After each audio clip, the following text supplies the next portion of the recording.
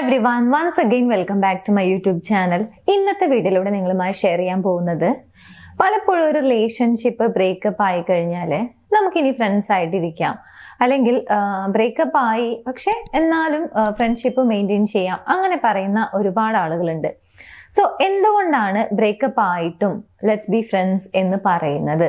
അതിന് പുറകിലുള്ള 3 പോസിബിൾ റീസൺസിനെ കുറിച്ചാണ് ഇന്നത്തെ വീഡിയോയിലൂടെ ഷെയർ ചെയ്യുന്നത്. നോക്കാം. ഫസ്റ്റ് പോസിബിൾ റീസൺ എന്ന് പറയുന്നത് they are trying to soften the blow എന്നുള്ളതാണ്. അതായത് റിലേഷൻഷിപ്പ് ബ്രേക്കപ്പ് എന്ന് പറയുമ്പോൾ നമുക്ക് ഊഹിക്കാവുന്നതാണ് അവിടെ ഉണ്ടാകുന്ന ഒരു സിറ്റുവേഷൻ, മാനസികാവസ്ഥ, പെയിൻഫുൾ ആയിട്ടുള്ള ഒരുപാട് കാര്യങ്ങൾ, അല്ലെങ്കിൽ മെന്റലി ഡൗൺ ആകുന്ന ഒരു അവസ്ഥ, ഇതൊക്കെ കോമൺ ആയിട്ടുള്ള കാര്യങ്ങൾ തന്നെയായിരിക്കും. സോ ഇങ്ങനെ ഉണ്ടാകുന്ന ആ ഒരു ഷാർപ്പായിട്ടുള്ള അല്ലെങ്കിൽ പെയിൻഫുൾ ആയിട്ടുള്ള ആ ഒരു സിറ്റുവേഷനെ കുറച്ച് സോഫ്റ്റൻ ചെയ്യുക എന്നുള്ളതായിരിക്കാം ഒരു പോസിബിൾ ആയിട്ടുള്ള റീസൺ. ഇതിന്റെ റീസൺ അവർക്ക് നിങ്ങളെ ഇഷ്ടമാണോ എന്ന് ചോദിച്ചു കഴിഞ്ഞാൽ ഇഷ്ടം ആയിരിക്കാം, പക്ഷേ റിലേഷൻഷിപ്പ് എന്ന് പറയുന്നത് അവർക്ക് പോസിബിൾ ആയിരിക്കില്ല. അതായത് മുന്നോട്ട് കൊണ്ടുപോവുക എന്ന് പറയുന്നത് അത്ര പോസിബിൾ ആയിട്ടുള്ള, അല്ലെങ്കിൽ അതിന് എഗ്രി ആയിരിക്കില്ല എന്നുള്ളതാണ്. മാത്രമല്ല റിലേഷൻഷിപ്പ് കംപ്ലീറ്റ്ലി കട്ട് ഓഫ് ചെയ്യുക, തീരെ മിണ്ടാതിരിക്കുക എന്നതിനേക്കാൾ ബെറ്റർ ആണ് ഫ്രണ്ട്സ് ആയി തുടരുക എന്ന് പറയുന്നത്. അങ്ങനെ ഒരു ചിന്താഗതി ഉള്ള ആളുകളാണ് പലപ്പോഴും നിങ്ങളോട് സംസാരിക്കുന്നുണ്ടായിരിക്കാം, അല്ലെങ്കിൽ ഫ്രണ്ട്ഷിപ്പ് മെയിൻറ്റെയിൻ ചെയ്യാം എന്നൊക്കെ പറയും. ബിക്കോസ് അവർക്ക് ആ ഒരു സിറ്റുവേഷനെ കുറെ കൂടി സോഫ്റ്റൻ ചെയ്യുക എന്നുള്ളതായിരിക്കും അവരുടെ ആഗ്രഹം. മാത്രമല്ല അവർക്ക് റിലേഷൻഷിപ്പ് മുന്നോട്ട് കൊണ്ടുപോകാൻ അത്ര താല്പര്യമോ അല്ലെങ്കിൽ ഇഷ്ടമോ ഉണ്ടായിരിക്കില്ല. സോ ഒന്നാമത്തെ പോസിബിൾ ആയിട്ടുള്ള റീസൺ എന്ന് പറയുന്നത് ആ ഒരു സിറ്റുവേഷനെ കുറെ കൂടി സോഫ്റ്റൻ ചെയ്യുക എന്നുള്ളതായിരിക്കും. ഇനി രണ്ടാമത്തെ പോയിന്റ് എന്താണെന്ന് നോക്കുന്നതിന് മുൻപായി, നിങ്ങളുടെ റിലേഷൻഷിപ്പിൽ നിങ്ങൾ ഏതെങ്കിലും രീതിയിലുള്ള ഇഷ്യൂസ് ഫേസ് ചെയ്യുന്നുണ്ടെങ്കിൽ അതിനൊരു പ്രോപ്പർ സൊല്യൂഷൻ, അല്ലെങ്കിൽ ആ റിലേഷൻഷിപ്പ് ഇഷ്യൂ സോൾവ് ചെയ്യണം എന്ന ആഗ്രഹമുണ്ടെങ്കിൽ അതിനു വേണ്ടി മുകളിൽ കാണുന്ന നമ്പറിലേക്ക് കോൺടാക്ട് ചെയ്യാവുന്നതാണ്. ഞങ്ങളുടെ ടീം നിങ്ങളെ ഹെൽപ്പ് ചെയ്യുന്നതാണ് ആ ഒരു റിലേഷൻഷിപ്പ് ഇഷ്യൂ സോൾവ് ചെയ്യുന്നതിന് വേണ്ടി. ഇനി സെക്കൻഡ് പോസിബിൾ റീസൺ ആണ് they don't want to be with you and also they don't want to lose you. നിങ്ങളെ നഷ്ടപ്പെടുത്താനും അവർക്ക് താല്പര്യമില്ല, അറ്റ് ദ സെയിം ടൈം നിങ്ങളോടൊപ്പം ഇരിക്കാനും അവർക്ക് താല്പര്യമില്ല. ഇങ്ങനെ ഉണ്ടാകുന്ന ഒരു സിറ്റുവേഷൻ, അല്ലെങ്കിൽ അങ്ങനെ ഉണ്ടാകുന്ന ഒരു മാനസികാവസ്ഥയിൽ ഉണ്ടായിരിക്കുന്ന സമയത്താണ് പലപ്പോഴും നമുക്ക് ഇനി ഫ്രണ്ട്സ് ആയിട്ടിരിക്കാം, റിലേഷൻഷിപ്പ് പോസിബിൾ അല്ല എന്ന് പറയുന്നത്.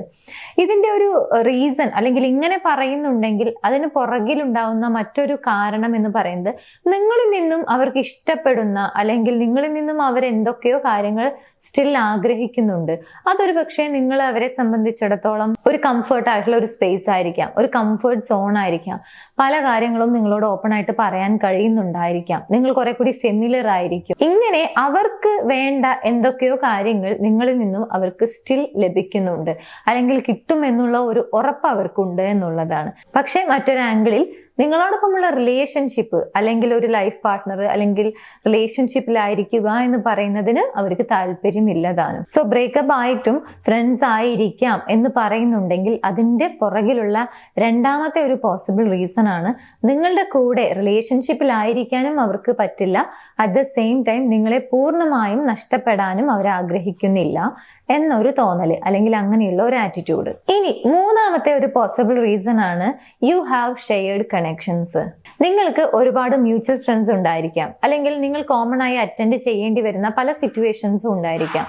ഫോർ എക്സാമ്പിൾ, നിങ്ങൾ ഒരേ വർക്ക് സ്പേസിലൊക്കെയാണ് എന്നുണ്ടെങ്കിൽ നിങ്ങളെ വീണ്ടും കാണാനും നിങ്ങളുമായിട്ട് ഇടപഴകാനും ഒക്കെ അവിടെ ആവശ്യമായിട്ട് വരും എന്നുള്ളതാണ്. സോ അത്തരം സിറ്റുവേഷൻസിൽ ആ ഒരു ഓക്വേർഡ് ഫീൽ ഒഴിവാക്കുന്നതിന് വേണ്ടിയിട്ട്, അല്ലെങ്കിൽ ഡ്രാമ കൂടുതലായിട്ട് ക്രിയേറ്റ് ആവാതിരിക്കുന്നതിന് വേണ്ടിയിട്ട്, അല്ലെങ്കിൽ നിങ്ങൾക്ക് അറിയാവുന്ന വ്യക്തികളായിരിക്കും നിങ്ങളുടെ ചുറ്റും ഉണ്ടായിരിക്കുക.